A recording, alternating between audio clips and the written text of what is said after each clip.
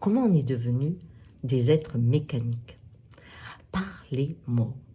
Ce sont des mots qui ont des jugements et qui vous permettent d'agir, de vous ouvrir, de vous fermer, de vous rapprocher, de vous éloigner sans réfléchir. Alors, ce matin, je vous amène 4 mots.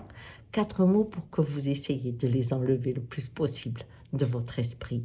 Parce que c'est ça, le chemin de l'homme libre. Et aujourd'hui, nous sommes dans une période où l'on doit trouver sa liberté. Ne pas l'oublier, n'est-ce pas? Alors, les 4 mots. Le premier, négatif, positif. Chaque fois que vous dites ces mots, vous vous ouvrez, vous vous fermez. C'est aussi simple que ça. Ça marche comme ça dans votre cerveau. Cette personne est négative, clac, je me ferme. Je vais dans une pensée positive, clac, je m'ouvre, mais comme un soldat. Or, le monde n'a jamais été divisé. Quoi que vous voyez, tout est interconnecté et tout se transforme en permanence. Rien n'est figé. Tout se transforme en permanence. Ce qui fait que si on veut prendre la dynamique de négatif et positif dans le monde, il faut prendre la photo à l'époque où il y avait un film. Vous voyez, du négatif naissait le positif. On ne pouvait pas les dissocier. Ça, c'est une chose.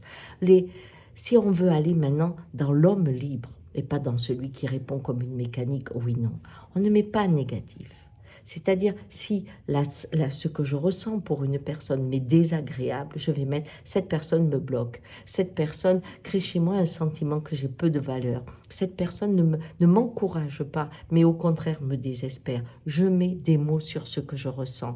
Et dans ces cas-là, j'ai une piste pour comprendre ce qui se passe plutôt que de se fermer. Et l'autre devient une source dans sa façon de me bloquer pour m'amener à me délivrer de quelque chose dont je n'avais pas conscience. De la même façon, quand vous pensez « je vais être positive », positive, c'est presque une action que vous dites « tu dois », une obligation, alors que vous dites « j'ai le goût d'être ouvert ce soir, j'ai le goût d'être bienveillant ce soir, j'ai le goût de comprendre certaines choses sans être enfermé dans mes principes, je vais essayer ça ». Là, vous mettez une piste et vous êtes en train de nommer les endroits où intuitivement, vous savez que vous vous fermez. Vous voyez? Eh bien, c'est la même chose pour bien et mal. Quand je dis ça c'est bien, ça c'est mal, eh bien, non, vous divisez le monde. On sait qu'au cœur du mal naît le bien et qu'au cœur du bien naît le mal. C'est le même principe que la photographie. Et alors, comment on fait? Eh bien, je dis, là, je fais mal à l'autre.